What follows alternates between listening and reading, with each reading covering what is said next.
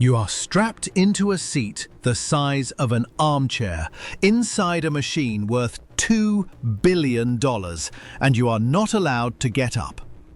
Not for long, anyway.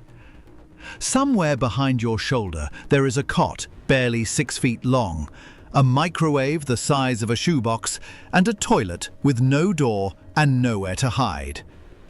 You have already been awake for over a day.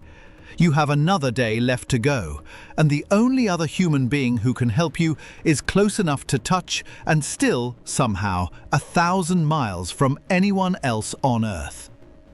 This is what it actually looks like to fly the B-2 Spirit on a mission that can run 44 hours from takeoff to landing without a single stop. Not a layover, not a second crew waiting to swap in. 2 pilots, 1 aircraft, and a job that doesn't pause just because a human body needs it to. By the end of this, you'll understand why the hardest part of that flight was never the enemy on the ground. It was something almost nobody thinks to plan for. And we'll get to the part of this mission that turned 2 combat pilots into men quietly doing math about their own bodily waste, because on a flight this long, that math actually matters more than you'd think. Getting to sit in that seat in the first place takes months before anyone even hands you a helmet.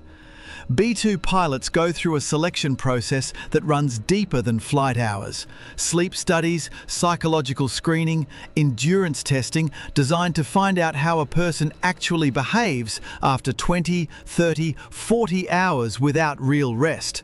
Not how they perform on a good night's sleep in a simulator. The Air Force isn't just checking whether you can fly the jet, it's checking whether you'll still be making good decisions on hour 38, when your judgment is running on fumes and there's still a bomb run ahead of you. The whole aircraft is built around one brutal fact. It flies best with almost no crew at all. The B-2's fly-by-wire system can hold a cruise profile on its own well enough that, for long stretches, only 1 pilot needs to have hands on the controls. That's not a comfort feature. That's the only reason a 44-hour mission is even survivable with 2 people instead of 10.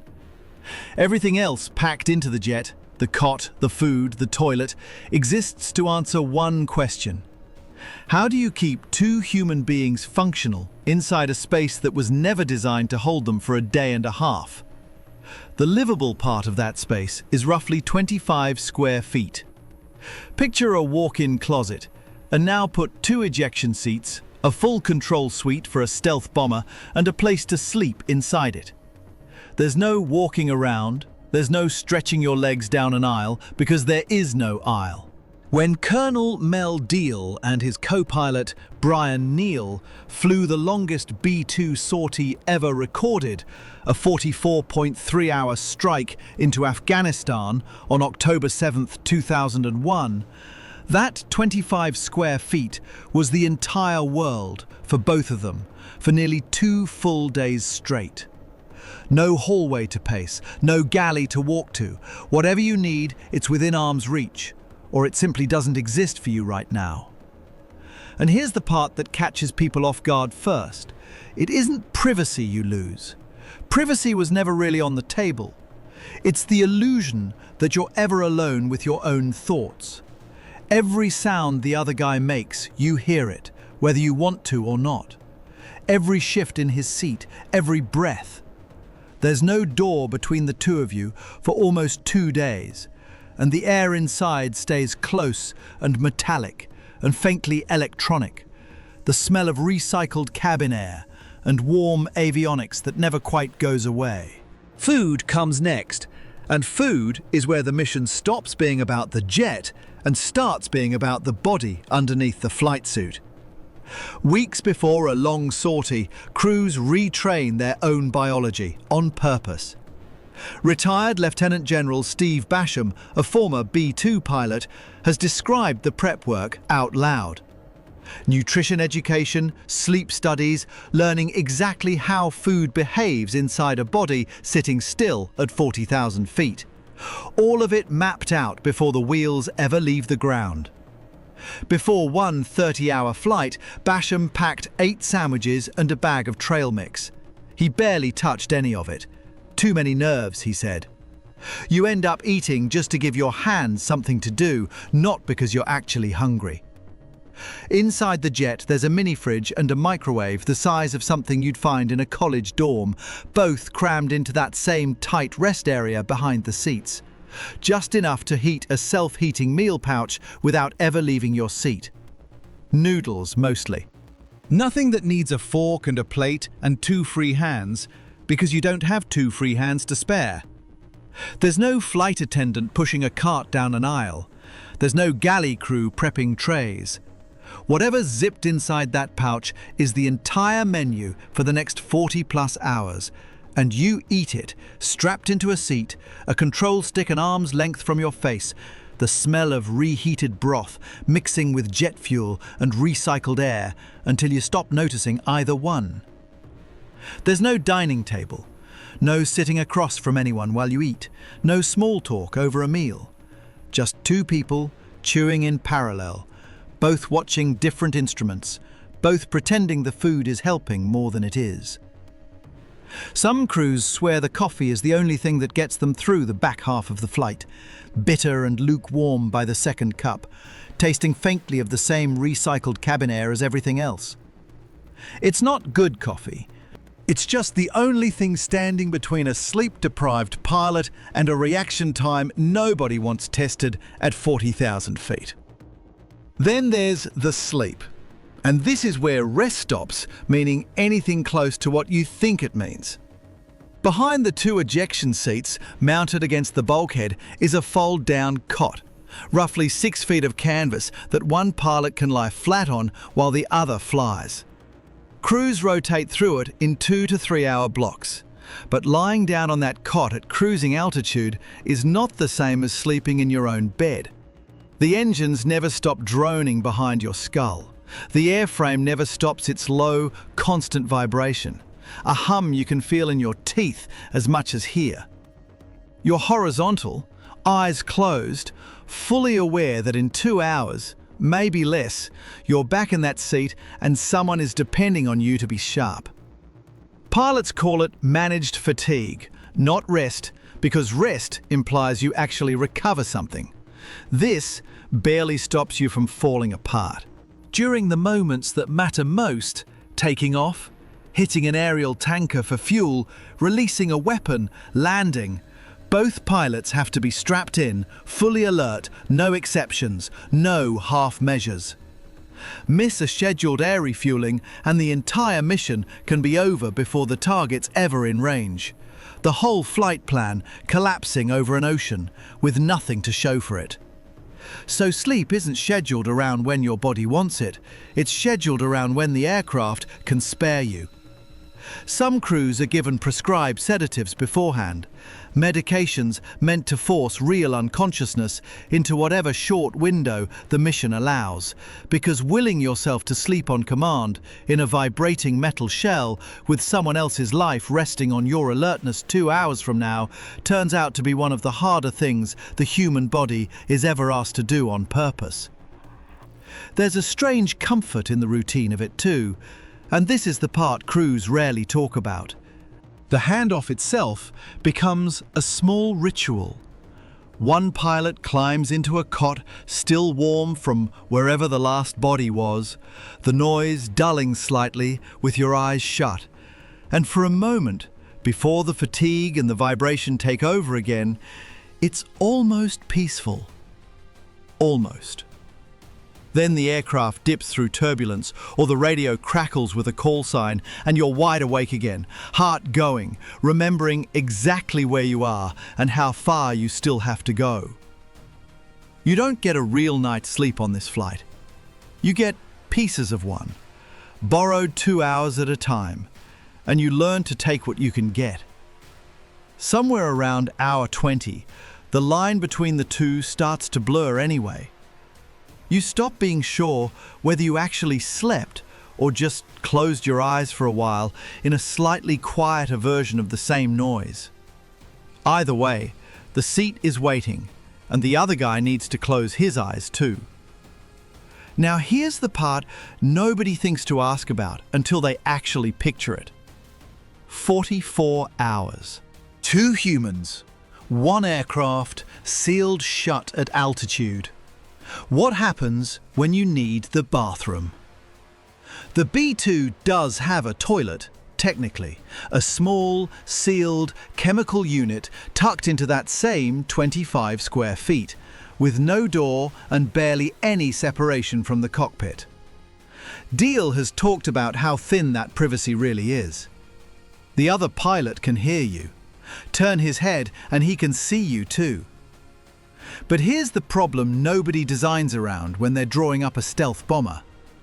That little chemical toilet was never built to hold 44 hours worth of anything. So the actual solution the Air Force settled on is something called a piddle pack. A sealed plastic pouch lined with a powder that turns liquid into a solid gel on contact. The same basic idea as what's inside a diaper, just repackaged for a cockpit at 40,000 feet. On Deal and Neil's record flight, the two of them were filling roughly 2 of these an hour, each. Do that math across 44 hours and you land somewhere around 100 pounds of solidified waste sitting inside the aircraft by the time they touch down. Weight they had to physically account for and offload once they were back on the ground. DL has said it plainly. That's just something you do to pass the time up there. Counting piddle packs, calculating weight. Because at some point on a flight this long, you genuinely run out of other things to occupy your brain. It sounds almost funny until you actually sit with what it means. This is a machine that can carry a 30,000-pound bunker-busting bomb halfway around the planet and drop it within feet of a target nobody ever sees coming. And for a stretch of that same mission, 2 of the most highly trained pilots on Earth are doing arithmetic on their own bodily fluids, because there was nowhere else for any of it to go. There's no janitorial crew waiting at cruising altitude. There's no relief attendant coming down the aisle with a fresh bag. Whatever the body produces over those 2 days, the 2 of you are carrying it home yourselves, sealed and counted, like cargo. And that, it turns out, is still not the hardest part. The hardest part is what happens to your mind. Not the food, not the cot, not the piddle pack stacking up behind the seats. The isolation. For 44 hours, you are one of exactly 2 human beings within 1,000 miles who know where you are and what you're carrying. No relief crew is coming to tap in. No one else on the planet is going to slide into that second seat so you can finally close your eyes for real, all the way, without one ear listening for the radio. Whatever fatigue you're fighting at hour 30, whatever fear or boredom or homesickness shows up uninvited somewhere over open ocean at 3 in the morning body clock time, you're carrying it alone, in a seat next to someone who is fighting the exact same thing and can't help you with it either, because he's buried in it too. Basham has described the weeks of prep before a mission like this, adjusting sleep cycles days in advance, rehearsing meals down to the pouch, running through sleep studies so the body already half knows what it's about to be asked to survive. None of that training touches the thing that actually wears people down on a flight like this, though, which is simply being that far from everyone you know for that long, sealed inside a space you are not allowed to leave. There's no phone call home at hour 20, no message from anyone who isn't already sitting 18 inches to your left. Whatever is happening back at Whiteman, whatever is happening in the rest of the world, you find out about it later, after you land, after the mission is already history. For 2 straight days, your entire universe is 1 seat, 1 cot, 1 other person, and the hum of engines that never once let you forget where you are. Because that's the detail people miss when they picture a stealth bomber. They picture the radar-evading skin, the $2 billion price tag, the bomb bay that can end a building in a single pass. They don't picture 2 men in a space smaller than most closets, eating noodles out of a foil pouch, timing their bathroom breaks by the hour, taking turns not quite sleeping on a canvas cot still warm from the last man. Because the machine only needed 2 of them to run it, and 2 of them was all there ever was. Deal and Neil landed back at Whiteman Air Force Base after that 44.3-hour mission, having flown one of the longest combat sorties in the history of aviation. The strike itself, the part that actually made the news that week, took a fraction of that total time. Almost the entire mission was just 2 human beings keeping each other functional long enough to get there and get back. So the next time a B-2 shows up on a runway somewhere, all sharp angles and stealth and quiet menace, remember what's actually sitting inside it on a mission like that one. Not just a weapon. A closet-sized survival test for 2 people, running on managed fatigue, foil pouch noodles, and a piddle-pack math problem nobody signs up to solve out loud. And somewhere underneath all of it is the question worth actually sitting with. It's easy to ask whether the mission itself was worth flying.